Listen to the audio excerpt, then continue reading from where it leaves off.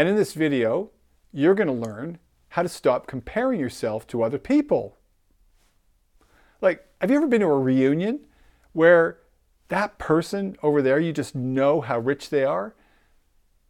And that other person over there, you just know how much more successful they are than you? And she's got this great book contract and he just looks like $1,000,000. Well, this comes up in conversation, with my friends and my mentoring clients. And I'll let you know a secret. It's something I've been struggling with probably most of my life. But I had this real breakthrough a few months ago, and I've been sharing it with my clients, and I want to share it with you. So in March, I was invited to a 20-year reunion of former investment banking colleagues in London. My wife said, "Oh, you've got to go. You love those people. You work with them for years. You went through so much together." And I agreed with her because she was absolutely right. But then I had these visions of people flying in on their private jets and bragging about how much money they made and their important jobs and their country houses. I almost just hit the delete button. But I thankfully got in touch with my mentor, and he asked me one question. He goes, "Miles, who is on your panel of judges?" I said, "Well, it's me. I'm my harshest critic." He goes, No. In your head, you've got a panel of judges. They're people who are just like at the figure skating competition. They're holding up little cards with numbers on them. Except in your case, they're not judging your skating. They're assessing your life. And instead of getting 7s, 8s, and 9s, they're giving you 2s and 1s.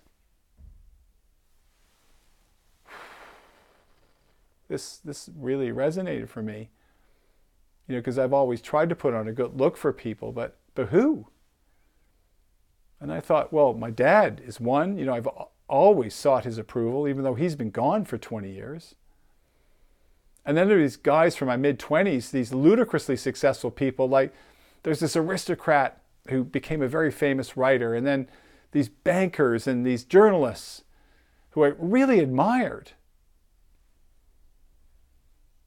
And John, my mentor, goes, "Well, you're still trying to impress these people. But when was the last time you saw them?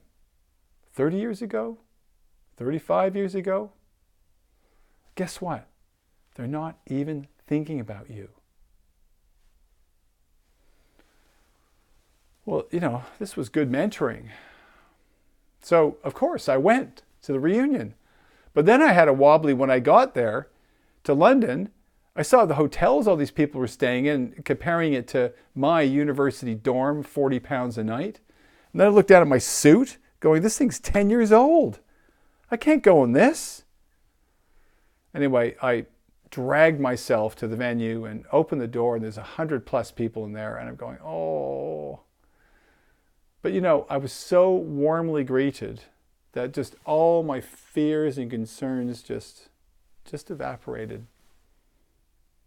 And these two guys who used to work for me, they walked up and they started chatting, and they really thanked me for being a compassionate boss.